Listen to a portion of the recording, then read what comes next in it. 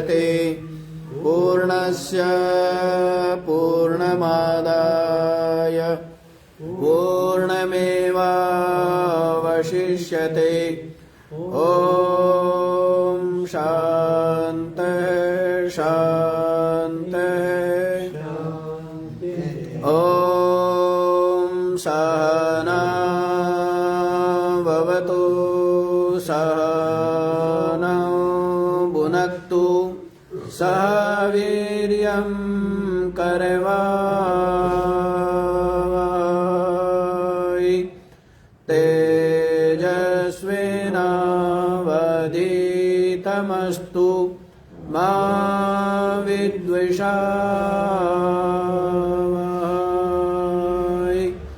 ॐ शान्तिः शान्तिः। ॐ भद्रं कर्णेभिः शृणुयाम देवा भद्रं पश्येमाक्षभिर्यजत्रा स्थिरैरङ्गैस्तुष्टवाग्वंशस्तनूभिर्व्यसेम देवहितं यदायुः। स्वस्ति नः इन्द्रो वृद्धश्रवा स्वस्ति नः पूषा विश्ववेदा स्वस्ति नस्तारक्ष्यो अरिष्टनेमि स्वस्ति नो बृहस्पतिर्दधातु। ॐ शान्तिः शान्तिः शान्तिः।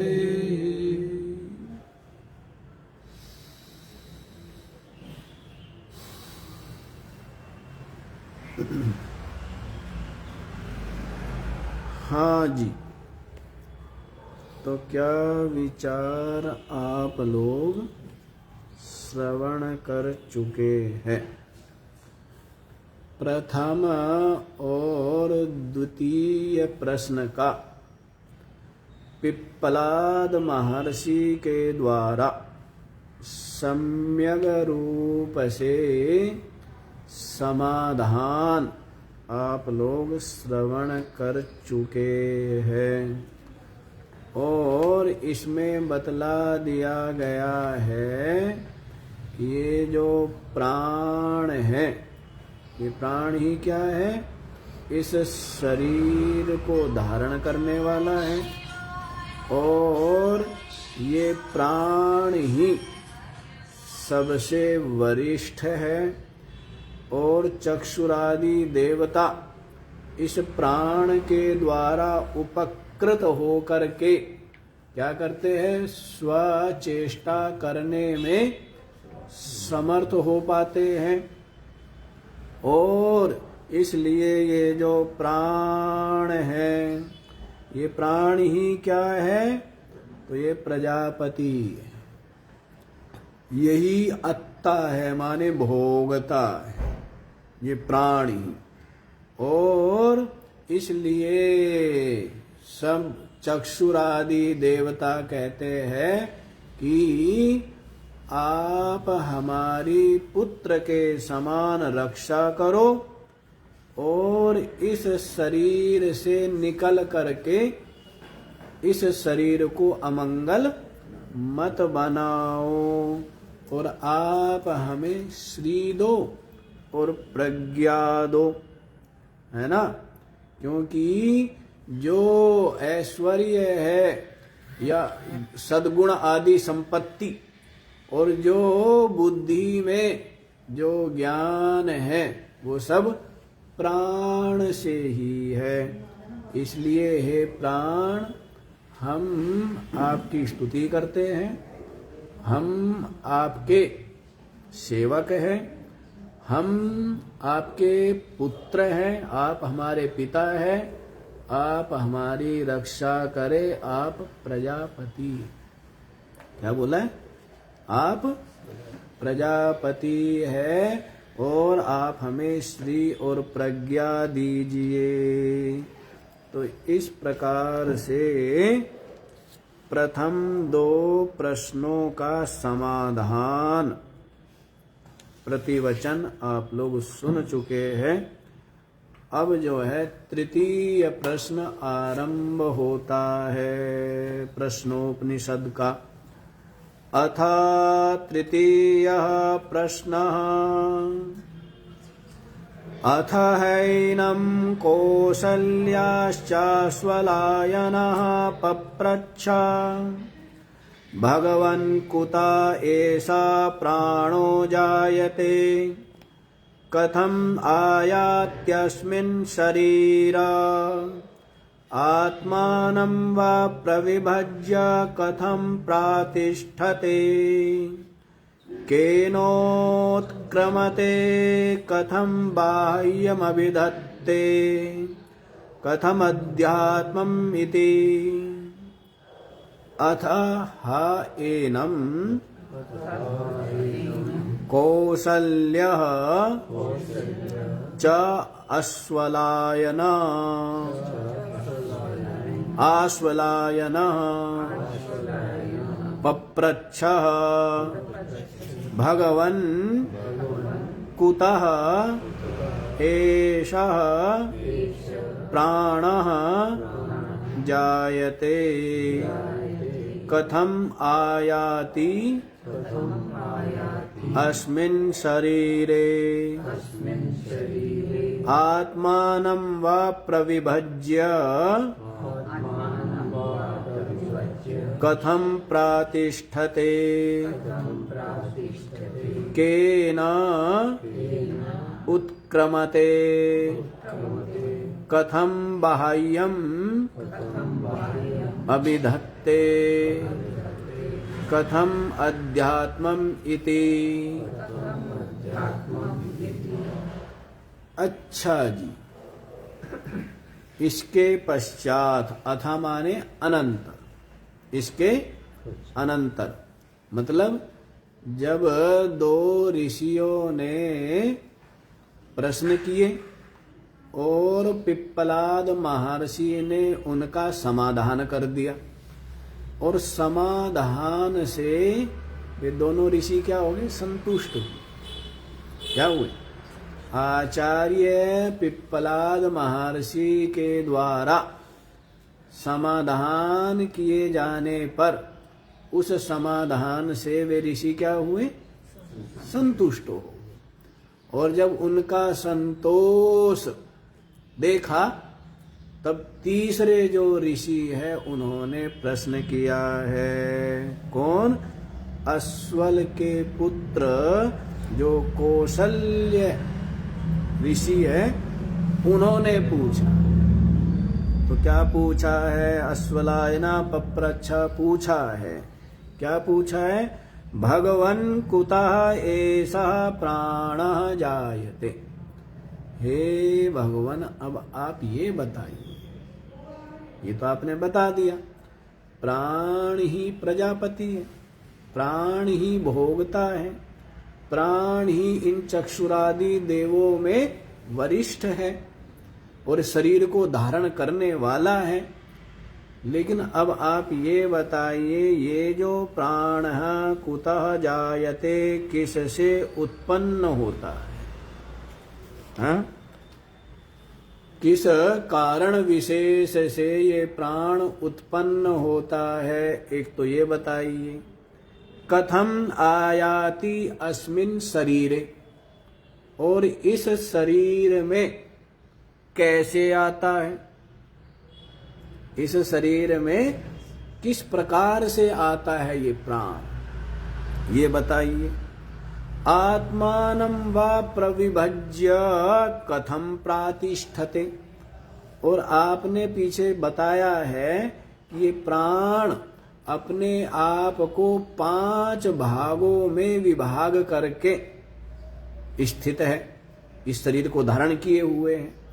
तो उसी बात को पूछ रहे हैं, कथम आत्मानं वा प्रविभज्य कथम प्रातिष्ठते, अपने आप को 5 भागों में विभाग करके किस प्रकार से वो स्थित है।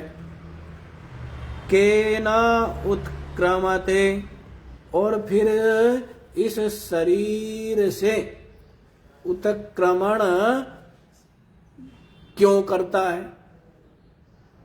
किस कारण से इस शरीर से उत्क्रमण करता है? शरीर से निकलता क्यों है? इस शरीर में कैसे आता है? किससे उत्पन्न होता है? पहले तो ये पूछा है, ये प्राण किससे उत्पन्न होता है? इस शरीर में कैसे आता है?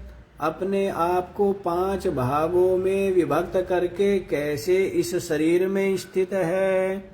और इस शरीर से उत्क्रमण क्यों करता है? और कथम बाह्यम अभिधत्ते, और किस प्रकार से ये जो बाह्य शरीर है इसको धारण करता है? बाह्य शरीर ये आ जाएगा आपका स्थूल शरीर। और कथम अध्यात्मम इति, और जो आभ्यंतर शरीर है, आंतरिक शरीर है, उसको कैसे धारण करता है? तो ये प्रश्न पूछे। कितने प्रश्न हो गए? है जी, देख गिनो। ये प्राण किससे उत्पन्न होता है? पहला प्रश्न। इस शरीर में कैसे आता है? दूसरा प्रश्न। कैसे अपने आप को विभाग करके इस शरीर में स्थित है? कितने हो गए? तीसरा प्रश्न। और इस शरीर से उत्क्रमण क्यों करता है? कितने हो गए? 4। और इस जो बाह्य शरीर है इसको कैसे धारण करता है? 5। और छठा प्रश्न है कथम अध्यात्मम इति अभिधत्ते, और इस आभ्यंतर शरीर को कैसे धारण करता है? तो कितने हो गए? तो ये 6 प्रश्न हुए हैं। और ये प्रश्न सुन करके ही जो विद्यार्थी है, जिज्ञासु है, उसकी बुद्धि की सूक्ष्मता का पता लग जाता है। नहीं लग जाता है? हाँ, बोलने से तो पता लग जाता है कितना बुद्धिमान है। नहीं पता लग जाता है, इसलिए कहते हैं भाई मौन रहना। क्या बोलते हैं?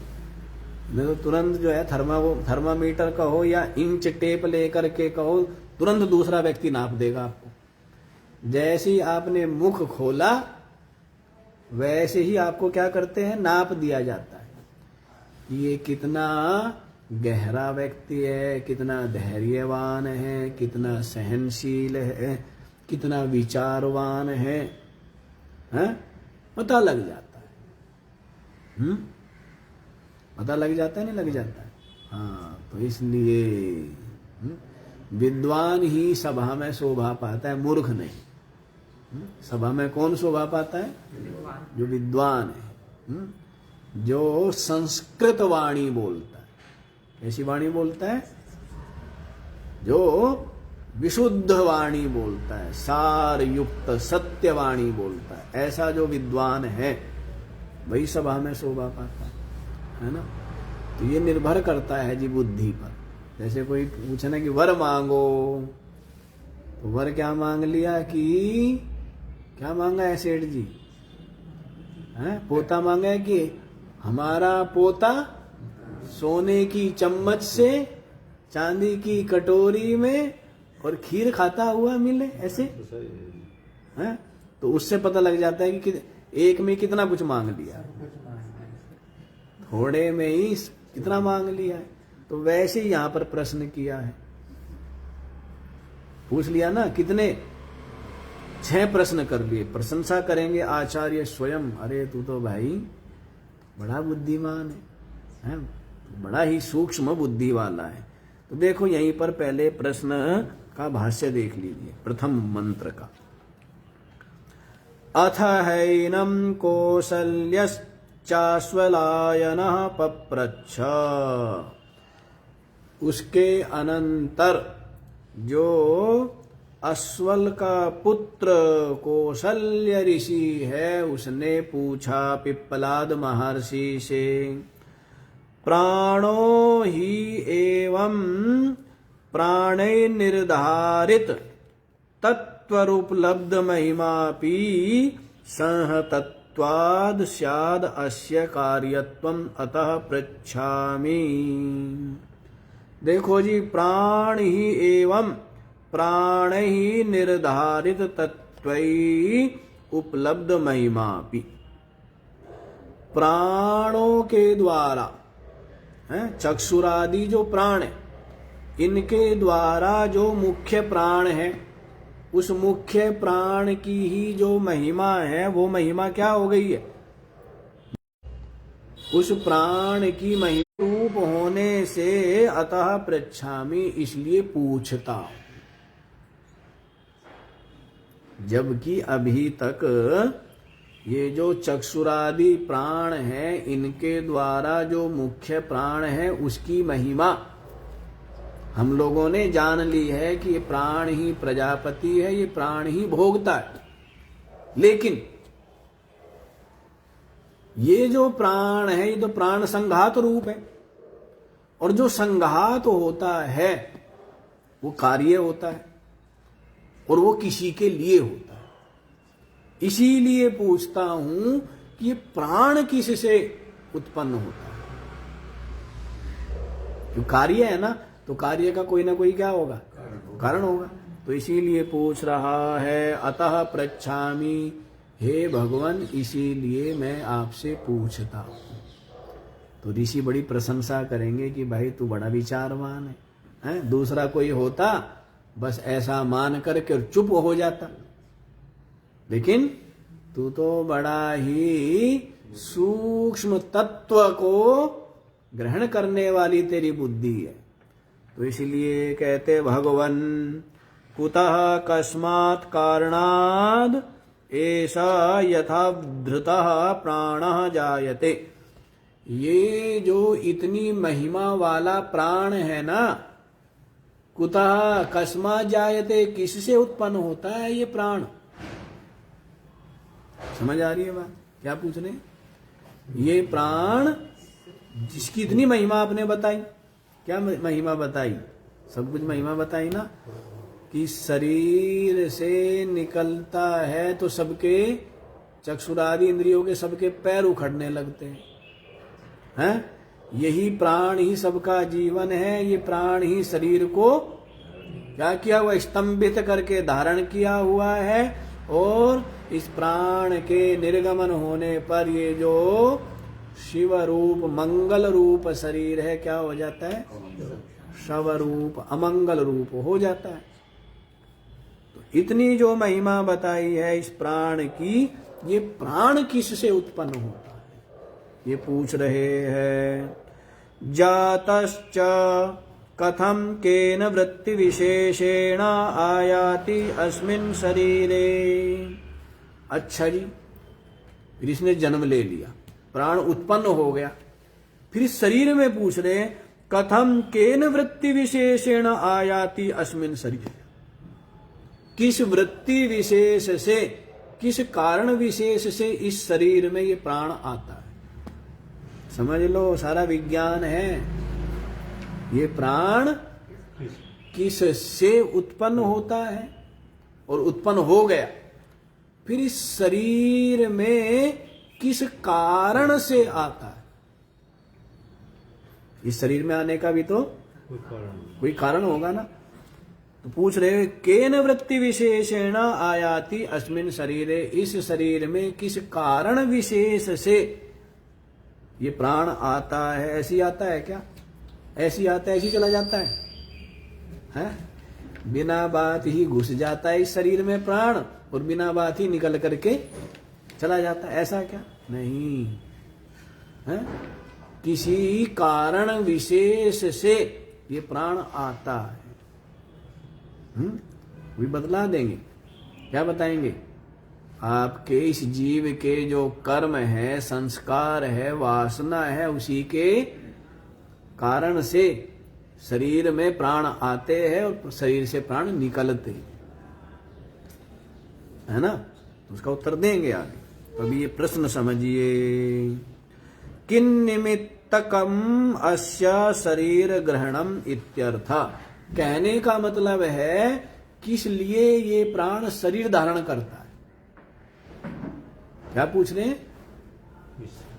किन निमित्तकम, किस निमित्त से अस्य शरीर ग्रहणम इत्यर्थ, इस प्राण का शरीर ग्रहण होता है।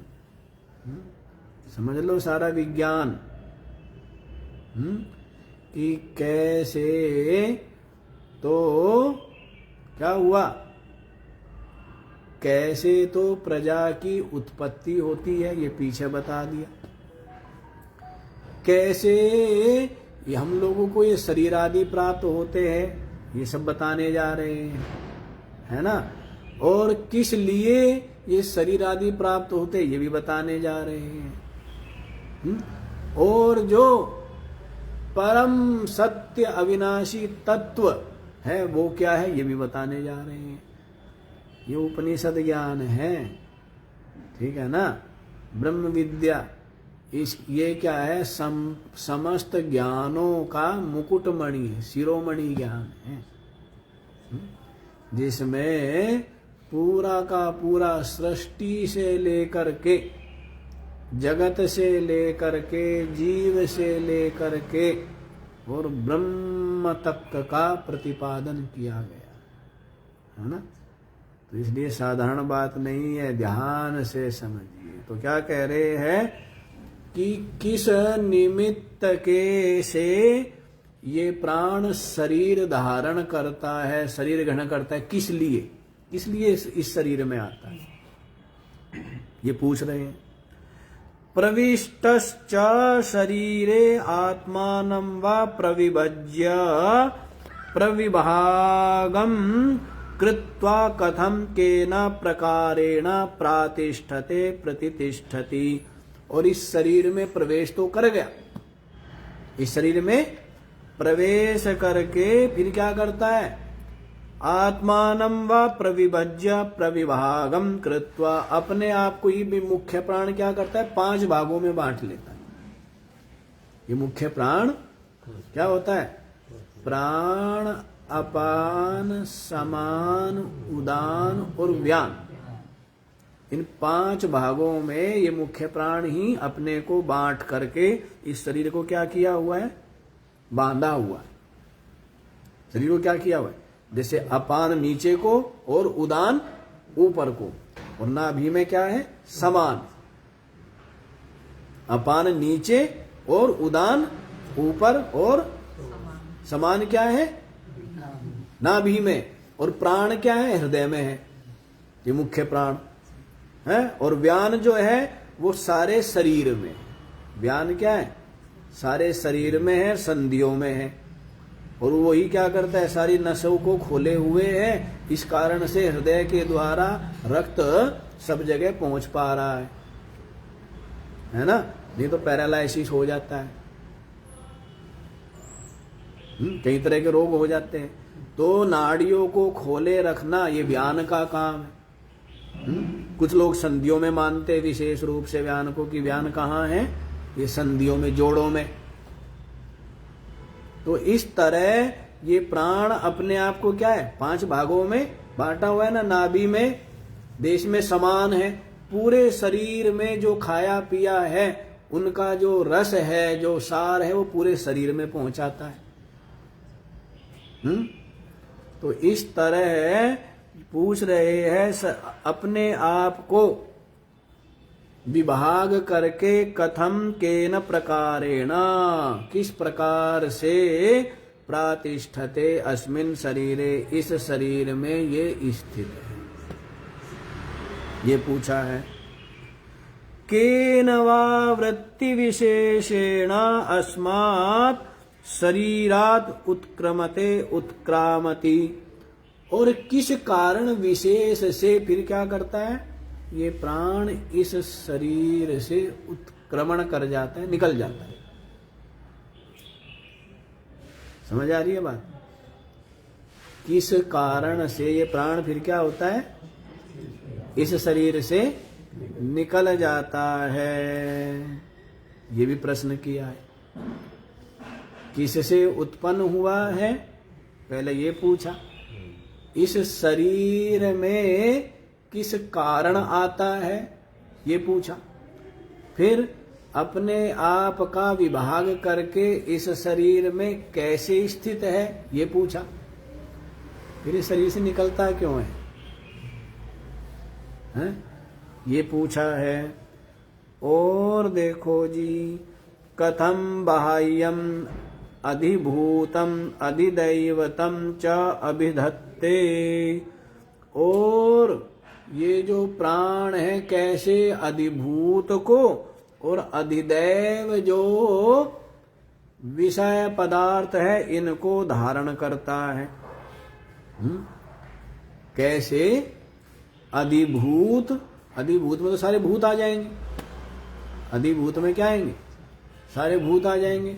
और अधिदैव रूप क्या है, ये जो समष्टि रूप है वायु, ये अधिदैव रूप है प्राण का। तो किस कैसे अधिदेव और अधिभूत को ये धारयति, प्राण धारण करता है। कथम अध्यात्मम इति, और कैसे इस अध्यात्म माने इस शरीर को धारण करता है। तो इस तरह है ये 6 प्रश्न किए। किसने किए हैं? अस्वल ऋषि के पुत्र कौशल्य ऋषि ने पिप्पलाद महर्षि से ये प्रश्न किए हैं। तो ये अपने आप में बहुत सूक्ष्म प्रश्न है ना। और इन प्रश्नों का समाधान हो जाए, पहेली हल हो जाए। पहेली तो हल करनी है।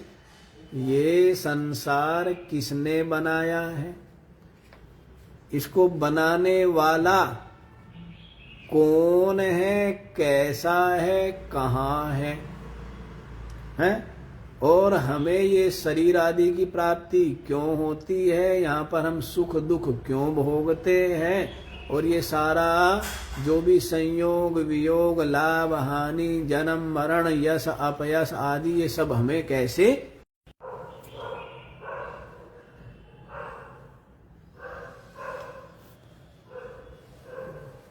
एक बार चेक कर लेना जी, आवाज आ रही है नहीं आ रही है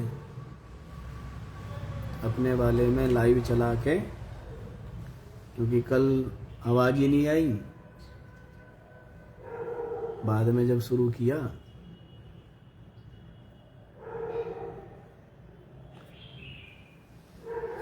हाँ जी, तो कैसे ये जो पहेली है, ये पहेली हल हो जाए तो फिर क्या है, बस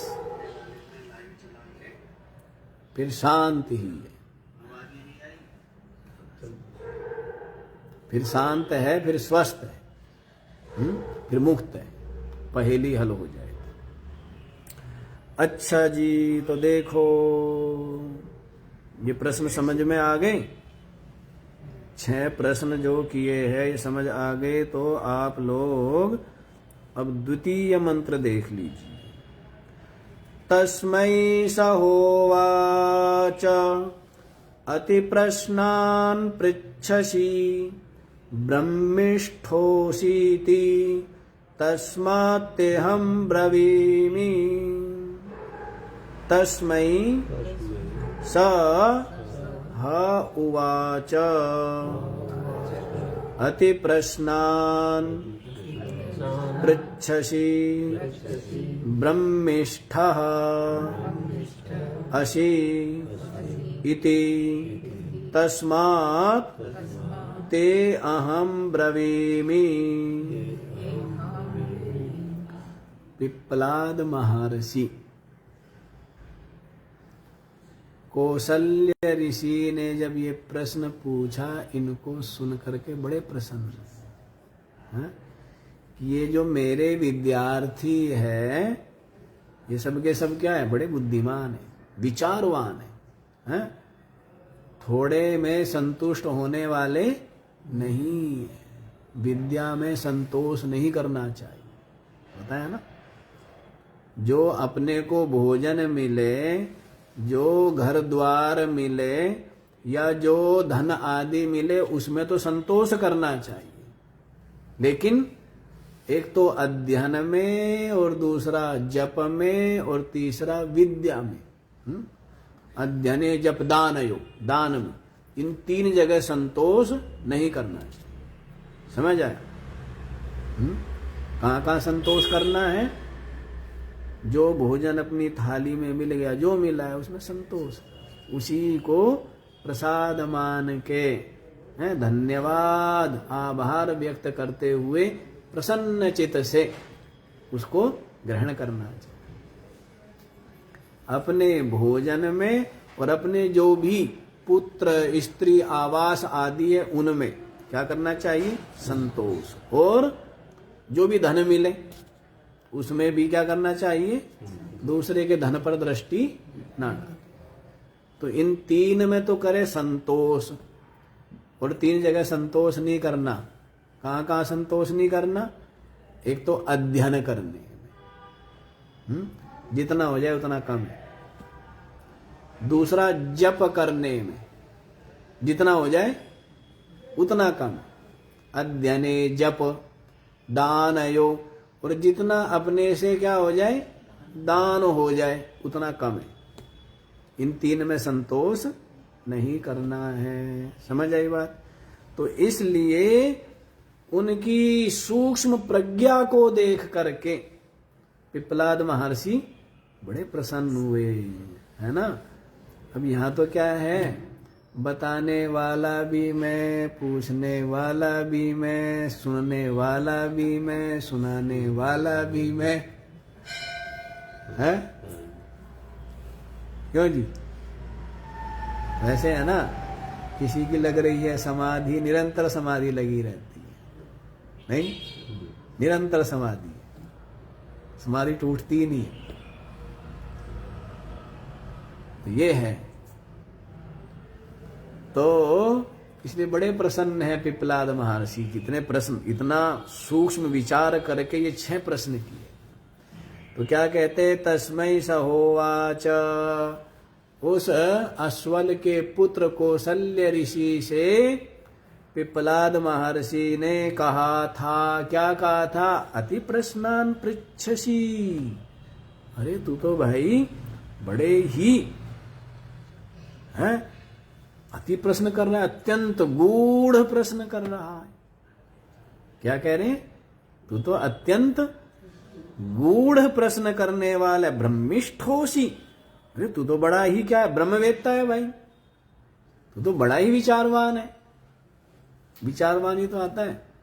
देखो एक बात आप बताओ, भोजन और आवास, पेट भरना, संतान पैदा करना, शरीर की रक्षा करना, मृत्यु से डरना, ये तो मनुष्य में भी करता है, और पशु और पक्षी जीव जंतु सब भी करते हैं, नहीं करते? सभी करते हैं ना। तो मनुष्यों में क्या भेद है? भेद क्या है? भेद यही तो है ना कि मनुष्य क्या कर सकता है? मनुष्य विचार करता है कि ये सृष्टि किसने बनाई है, कौन है वो अविनाशी तत्व, परमात्म तत्व, ये कौन विचार करता है, कौन सोचता है? मनुष्य ही तो सोचता है। तो यदि केवल उसी तरह का जीवन रहे तो विचार करना है, विचार कि संसार क्या है, विचार करता है ना। और बाकी तो सब कुछ तो जीव जंतु भी करते ही है, पशु पक्षी भी करते ही है, नहीं करते?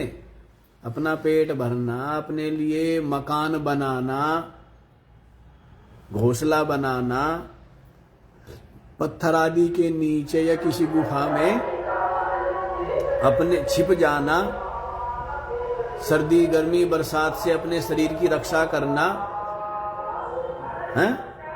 अपनी जो संतान है वो भूखी ना मर जाए या कोई उनको मार ना दे, कैसे उनकी रक्षा करनी है, कैसे उनका पेट भरना है, कैसे उनको जीवन जीना सिखाना है, शिकार करना आदि, प्राण बचाना आदि सब सिखाते नहीं सिखाते? सभी सिखाते हैं। तो कौन सा महान कार्य हुआ? लेकिन ये विचार ही के कारण ही तो महान है। विचार के कारण ही क्या है? मनुष्य महान है। तो इसलिए ऋषि कहते हैं ब्रह्मिष्ठोसी, तू तो भाई बड़ा ही ब्रह्मिष्ठ है, बड़ा ही ब्रह्मवेत्ता, माने बड़ा विचारवान। तू क्या है? बड़ा ही विचारवान है, तभी तो तू ऐसे गहरे प्रश्न कर रहा है। तस्मात्ते अहम ब्रवीमि, इसलिए अत्यंत प्रसन्न हो करके मैं तेरी जो तूने प्रश्न किए हैं उनके उत्तर तुझे कहता हूँ। बड़े प्रसन्न हुए पिप्पलाद महर्षि। एवं पृष्टः तस्मै स होवाच आचार्यः, ये जो आचार्य पिप्पलाद जी है, ऐसा पूछे जाने पर तस्मै होवाच, उस अश्वल ऋषि, अश्वल के पुत्र को कहा था, क्या कहा था? प्राणा एव तावत दुर्विज्ञेयत्वात्। पहली बात तो ये जो प्राण है ना, ये प्राण ही क्या है? दुर्विज्ञेय। प्राण ही क्या है? प्राण को समझना, जो पीछे आप लोगों को समझाया है दूसरे प्रश्न में, कि प्राण ही भोगता है, प्राण ही प्रजापति है, प्राण ही है इस शरीर को धारण किए हुए, प्राण ही, और उन सब धारण करने वालों में श्रेष्ठ भी प्राण ही है। तो ये बात समझना, पहली बात तो यही कठिन है?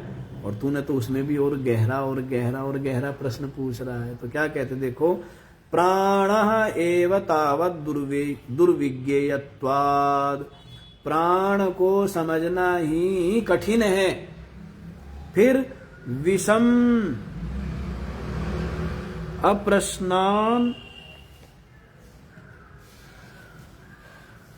हाँ, विषम अप्रश्नार्ह तस्यापि जन्मादि त्वं पृच्छसि अतो अति प्रश्नान पृच्छसि। भाई विषम अप्रश्नार्ह, प्राण के विषय में प्रश्न करना भी बड़ा ही कठिन है? ये इस विषय का प्रश्न करने की योग्यता या उसको जानना यही कठिन है। और तू तो क्या पूछ रहा है? तस्यापि जन्मादि त्वं पृच्छसि, तू तो उसका भी जन्म पूछ रहा है कि ये प्राण का जन्म किससे हुआ, ये प्राण इस शरीर में कैसे आता है। तो और भी प्राण के विषय में नहीं सोच पाते लोग, कहां तक रह जाते हैं। कौन सोच पा रहा है किसी के बारे में? है तेल साबुन, कपड़ा लत्ता, गाड़ी घोड़ा, मकान दुकान, पलाट जमीन, है शरीर, है इन्हीं के बारे में सोच पाता है कभी? प्राण के विषय में सोच पाते हैं क्या? यदि सोच पाए तो प्राणों को क्या रखें? सम रखें, हैं? और प्राण सम रहेंगे तो शरीर स्वस्थ रहेगा, शरीर आदि में रोग आदि नहीं होंगे, हैं? तो प्राण कोई नहीं जानते, जानते हैं क्या? उधर दृष्टि ही नहीं है। दृष्टि है, किधर दृष्टि है? बाहर ही दृष्टि है। कहां दृष्टि है? अब मान लीजिए शरीर पर झुर्री पड़ गई या शरीर काला पड़ गया, तो क्या करेंगे? कुछ लगा लेंगे। ये नहीं विचार करेंगे कि ये प्राण गड़बड़ हो गए। प्राणों के गड़बड़ होने से ही क्या हुई? ये झुर्री पड़ना या जो भी रोग आदि हुए हैं या काला पड़ना, है सब किसके कारण से हुआ? प्राणों की गड़बड़ी के कारण हुआ है ना। प्राण की गड़बड़ी के कारण ही भूख न लगना, है, या खाया पिया का पाचन ना होना, ये सब किसके कारण से? या पेट में ही जो मल है, गंदगी है, वो रुके रहना, ये सब किसके कारण से? प्राणों के कारण ही है। तो प्राण को ही नहीं जानते, और तू तो क्या पूछ रहा है ये प्राण किससे उत्पन्न हुआ है, ये प्राण इस शरीर में कैसे आता है, कैसे अपने आप को विभाग करके इस शरीर में स्थित है। तू तो बड़ी और भी गहरे प्रश्न कर रहा है, तू तो बड़ा ही ब्रह्मिष्ठ है। अति प्रश्नान पृच्छसि, तू तो भाई बड़े कठिन कठिन प्रश्न पूछ रहा है। अब किसी से कठिन प्रश्न पूछोगे वो प्रसन्न होगा या रुष्ट होगा? प्रसन्न होगा। आचार्य जो है वो प्रसन्न होगा, और जो अल्प प्रज्ञा वाला है वो क्या होगा? वो तो रुष्ट हो जाएगा ना, है रुष्ट होगा, क्रुद्ध हो जाएगा। ब्रह्मिष्ठोषि अतिशयेन त्वं ब्रह्मविद अता तुष्टो हम, तू तो भाई बड़ा ही ब्रह्मवेत्ता है, हाँ? बड़ा ही क्या है? बड़ा ही तत्व के विषय में बड़ा ही विचारवान है, सूक्ष्म बुद्धि तू रखता है, इसलिए मैं तेरे से बड़ा संतुष्ट हूं। क्या हुए? आचार्य जो हुए वो शिष्य की प्रज्ञा, उसके प्रश्न को जान करके बड़े संतुष्ट है, बड़े प्रसन्न है। तुष्टो अहम, मैं बड़ा संतुष्ट हूं भाई, तेरे से बड़ा प्रसन्न हूं। तस्मात् ते तुभ्यं ब्रवीमि यत् पृष्टं शृणु, इसलिए जो तूने पूछा है वो मैं तुझे कहूंगा, सुनो। हाँ जी, तो सुनिए। तीसरा मंत्र देख लीजिए आप लोग, हैं, बड़े ही सौभाग्य की बात है। आत्मनः एषः प्राणो जायते यथैषा पुरुषे छाये तस्मिन् एतदाततं मनोकृतेन यात्यस्मिन् शरीरे। आत्मनः एषः प्राणः जायते यथा एषा पुरुषे छाया एतस्मिन् एतद् आततं मनोकृतेन आयाति अस्मिन् शरीरे। देखो जी,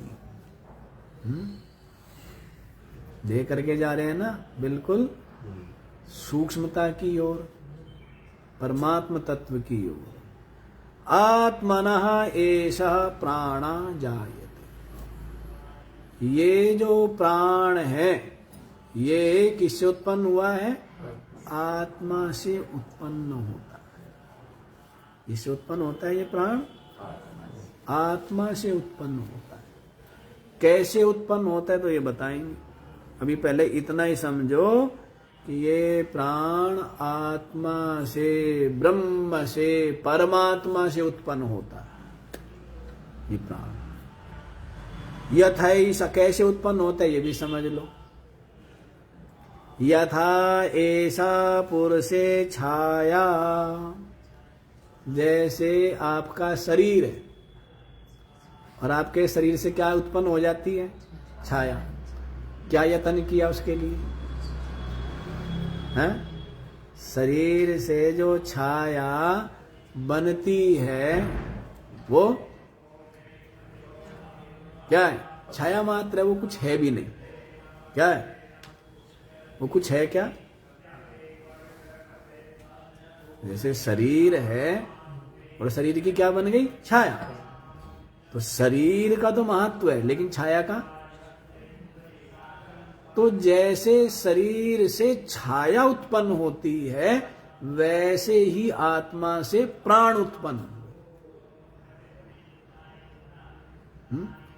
जिन्होंने थोड़ा बहुत पहले ये सुना हुआ है, समझा हुआ है इस विद्या को, वो तो समझ रहे होंगे, और बाकियों के लिए बड़ा कठिन है अभी समझना।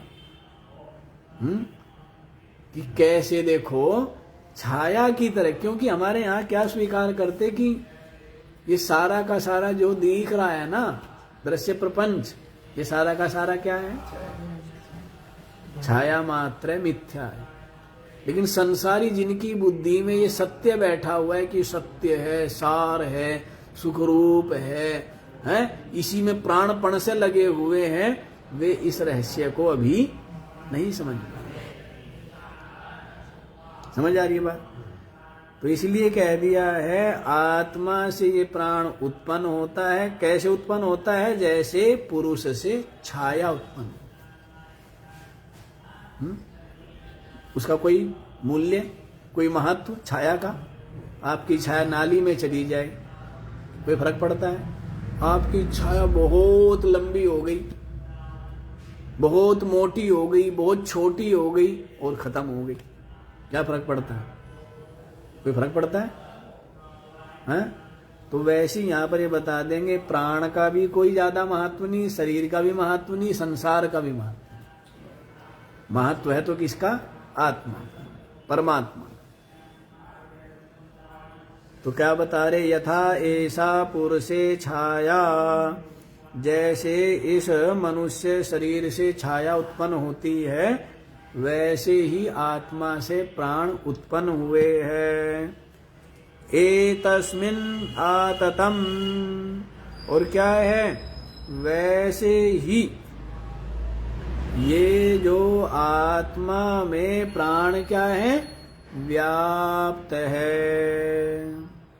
एतस्मिन् एतद आततम, इस आत्मा में ये जो प्राण है ना, ये प्राण व्याप्त है। जैसे पुरुष में छाया व्याप्त है।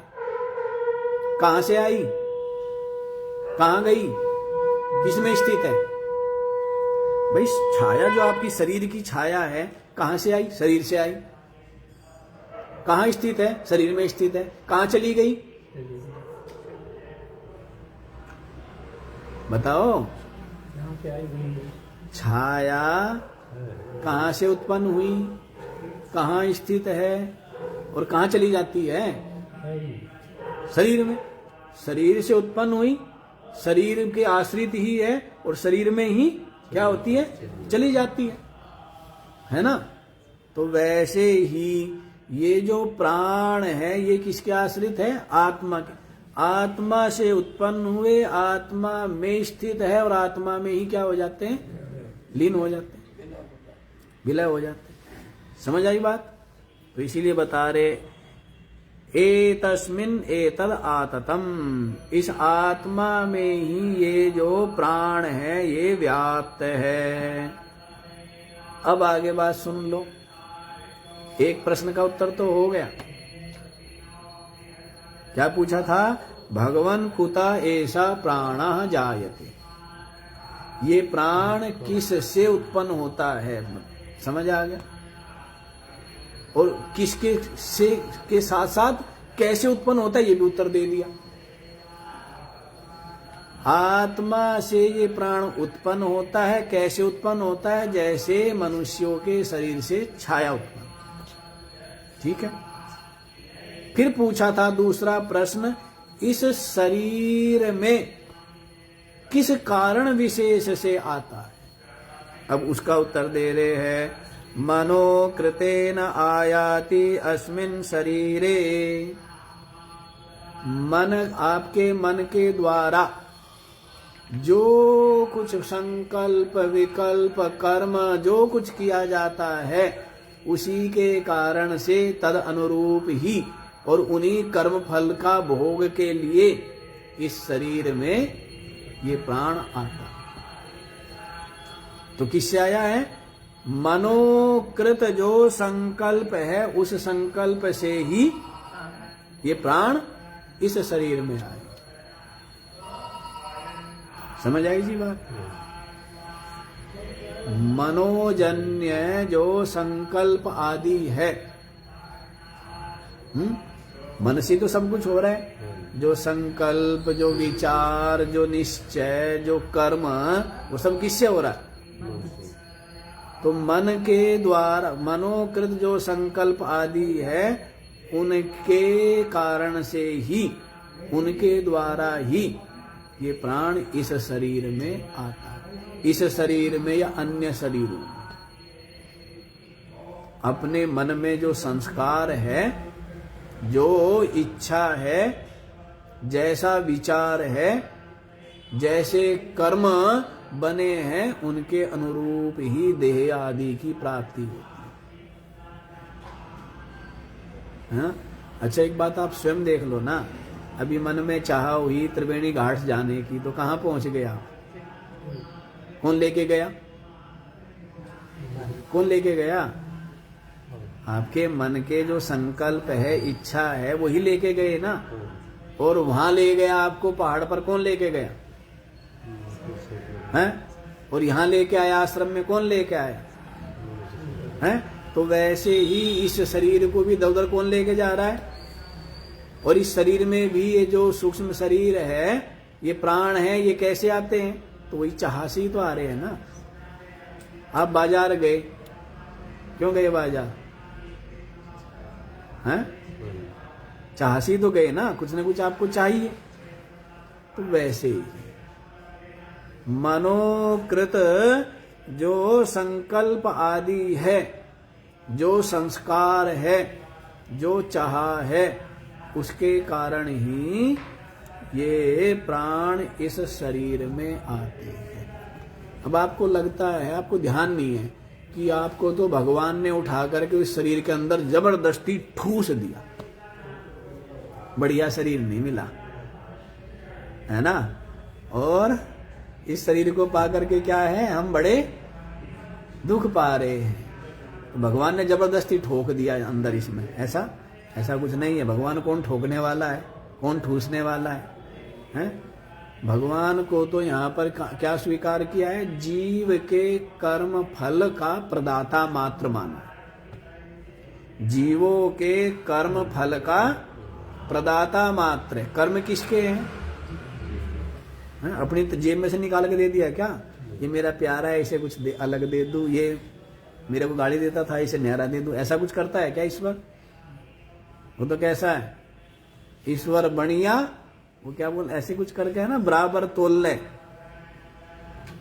ईश्वर तो क्या है, जो 100 रुपए देगा उसको 100 रुपए का सामान, जिसने 200 रुपए दिए उसको 200 रुपए का सामान। ऐसे तो नहीं किसी को कम किसी को ज्यादा देगा। तो वैसे ईश्वर जो है कर्म किसके? जीव के। तो जीव के जैसे कर्म है, उसके ही कर्मों का फल देता है। ठीक है ना। और जो भक्ति करना, उपासना करना, ये भी हमारे ही कर्म है, और इन कर्मों का फल भी हमें मिलता है। जो भक्ति है, उपासना है, जो भी है, तो उपासना, इसलिए ईश्वर की भक्ति या उपासना व्यर्थ थोड़े ही है, व्यर्थ नहीं है, हैं? उससे अपने में सात्विकता आएगी, अपने में प्रसन्नता आएगी, अपना ही मन शांत होगा, हैं? और जब मन शांत होगा, निर्मल होगा, तभी तो सत्संग आदि करके ये जो संसार की पहेली है, जीव जगत ईश्वर की पहेली है, ये हल कर पाएगा, और तभी मुक्त हो पाएगा, तभी निकल पाएगा ना इस पहेली से, इस संसार से। तो इसलिए अपनी जो चाह है, मन के संकल्प है, उसके कारण ही ये प्राण इस शरीर में आता है। ठीक है जी। तो अब इसका भाष्य देख लीजिए आप लोग। आत्मनः परस्माद् पुरुषाद् अक्षराद् सत्याद् एषः उक्तः प्राणः जायते। देखो जी क्या कह रहे, आत्मा से, आत्मा माने जो परस्माद् पुरुषाद्, जो परम पुरुष है, जो क्या है, परम पुरुष है, उस परम पुरुष से, माने जो अक्षराद, जो अक्षर पुरुष है, जो अविनाशी तत्व है, परमात्मा, सत्याद, जो परम सत्य है। क्या भागवत में बोलते हैं, सत्यम परम धीमहि। क्या बोलते हैं सुखदेव जी महाराज मंगलाचरण करते हैं तो क्या बोलते हैं कि हम परम सत्य का ध्यान करते हैं। तो परम सत्य कौन है? वही परमात्म तत्व। जो परम सत्य है वही परमात्म तत्व है ना, और वही अंतर्यामी रूप से सबके अंदर रमा हुआ है, अंतर्यामी रूप से सबके हृदय में स्थित है। तो उसी को कह रहे हैं जो परस्माद पुरुषा, जो परम पुरुष है, जो अक्षर है, जो परम सत्य है, उस सत्य से ऐसा उक्तः प्राण जायते। ये जो ऊपर कहा हुआ प्राण है ये उत्पन्न होता है। किससे उत्पन्न होता है?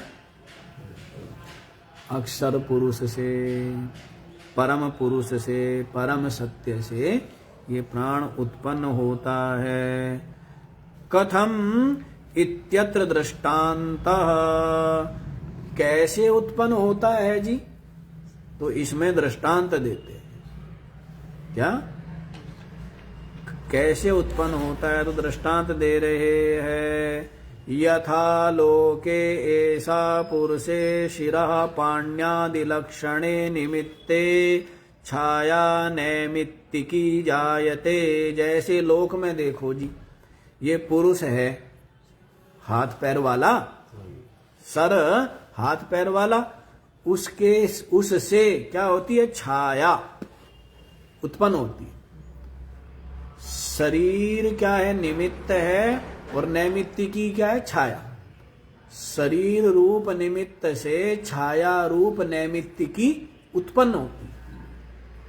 शरीर से होती है ना छाया, वैसे तद्वद वैसे ही एतस्मिन् ब्रह्मणि एतत् प्राणाख्यम छाया स्थानीयम अनृत रूपम तत्वम सत्ये पुरुषे आततम समर्पितम इत्येतत्। अच्छा जी, तद्वद एव, ऐसे ही एतस्मिन् ब्रह्मणि, इस ब्रह्म से, एतत् प्राणाख्यम, ये जो प्राण नाम वाला, छाया स्थानीयम, छाया के समान, जैसे शरीर से छाया वैसे ही आत्मा से, परमात्मा से प्राण। अनृत रूपम, जैसे छाया क्या होती है? सत्य होती है, मिथ्या होती है? झूठी होती है ना। छाया क्या है? छाया मिथ्या है ना, या छाया कोई सत्य है? छाया तो मिथ्या है। वैसे ही ये जो प्राण है ना, ये भी क्या है? मतलब सारा का सारा संसार, सारा का सारा संसार में एक परमात्मा, एक अपनी आत्मा सत्य है, इसके अलावा सारा का सारा जगत सब सपना। इसने बोला है, शंकर जी ने बोल दिया ना, उमा कहूं मैं अनुभव अपना, सत हरि भजन जगत सब सपना। संसार तो सपना। तो वैसे ही बोल दिया है, ये जो प्राण है ये छाया के समान है, और अनृत रूपम माने सत्य नहीं है, मिथ्या ही है। तत्वम सत्ये पुरुषे आततम, और ये जो है, जो सत्य पुरुष है उसमें ही व्याप्त है। जैसे छाया शरीर के आश्रित है, शरीर से उत्पन्न होती है, उसके आश्रित स्थित है और उसमें ही लय होती है, ऐसे ही ये प्राण भी आत्मा से ही उत्पन्न होते हैं, उसके आश्रित स्थित है और अंत में उसमें ही क्या हो जाते हैं? लय। समर्पितम इत्येतत् छायेव देहे, जैसे छाया देह के आश्रित है वैसे ही ये प्राण आत्मा के आश्रित है। ठीक है। मनोकृतेन मनः संकल्पे इच्छादि निष्पन्न कर्म निमित्तेन एतद्वक्ष्यति ही पुण्येन पुण्यम इत्यादि। मनोकृत जो संकल्प, इच्छा आदि के से जो निष्पन्न होते हैं कर्म, मन के द्वारा जो इच्छा आदि से हम कर्म क्या होते हैं? हमारे से कर्म हो जाते, निष्पन्न होते हैं। उन कर्मों के से ही ये प्राण इस शरीर में आते हैं। मनोकृत जो संकल्प कर्म आदि है, संकल्प होगा पहले तो कि कर्म करता हूं और फिर उस कर्म को करता है, तो मनोकृत जो संकल्प और उसके बाद होने वाले जो कर्म है उनके द्वारा ही ये प्राण इस शरीर में आते हैं। एतद वक्ष्यति ही, और आगे कहेंगे भी, पुण्येन पुण्यम इत्यादि, पुण्य कर्म के द्वारा पुण्य शरीर पुण्य लोक प्राप्त होगा। पापेन पापम, पाप कर्मों के द्वारा पाप शरीर या पापमय लोक प्राप्त होंगे, ऐसा आगे कहेंगे भी। तो ये जो पाप और पुण्य हुए किससे हुए? मन में के द्वारा ही निष्पन्न हुए ना। मन के द्वारा जो कर्म किए गए उसी से क्या हुआ? जो शुभ कर्म है पुण्य कर्म है उनके द्वारा पुण्य, और जो पाप कर्म है उनके द्वारा किसकी प्राप्ति होगी? पाप, और उसके द्वारा फिर क्या होगी? पापमय शरीर या और पापमय लोक प्राप्त होगा, जहां पर दुख ही दुख है, जहां पर क्या है। और पुण्यों के द्वारा क्या होगा? पुण्य शरीर पुण्य लोक की प्राप्ति होगी, वहां पर क्या है? इसलिए स्वर्ग हो गया। पुण्य जो कर्म है उनके फल भोग के लिए क्या हो गया? देव शरीर और स्वर्ग लोक की प्राप्ति होगी, हैं? और जो पाप कर्म है इनके द्वारा पापमय शरीर और जो पापमय नरक आदि है उसकी प्राप्ति होती है। तो ये पाप पुण्य के द्वारा होते हैं। और ये पाप पुण्य किससे होते हैं? मन से होते हैं। किससे होते हैं? क्योंकि कर्म किससे बनेगा? मन के द्वारा ही कर्म बनेगा। तदेव सक्तः सह कर्मणा इति च श्रुत्यंतराद। और आगे दूसरी श्रुति भी है जी। क्या श्रुति है? कि तदेव सक्तः सह कर्मणा, कर्म फल की में आसक्त होने के कारण ही ये जो पुरुष है, ये जीव जो है वो कर्म के सहित उसके अनुरूप ही फल को प्राप्त करता है। जैसा फल चाहता है और कर्म करता है उसके अनुरूप ही इसको फल की प्राप्ति होती है। पुण्य के लिए कर्म करता है, पुण्य मिलता है, और दूसरों को सताएगा, दूसरों को पीड़ा देगा तो फिर क्या होगी? दूसरों को सुख दिया, दूसरों को प्रसन्नता दी, दूसरों को सम्मान दिया तो वही मिल जाएगा। और दूसरों को अपमान किया, दूसरों को गाली दी, दूसरों का अहित किया तो वही मिल जाएगा। दूसरों को दुख दिया तो सुख थोड़े मिलेगा, क्या मिलेगा? और दूसरों को सुख देंगे तो क्या मिलेगा? सुख मिलेगा। तो इसलिए आयाति आगच्छति अस्मिन् शरीरे, इस शरीर में ये प्राण इस प्रकार से आते हैं। समय हो गया, बाकी का विचार हम लोग कल करें।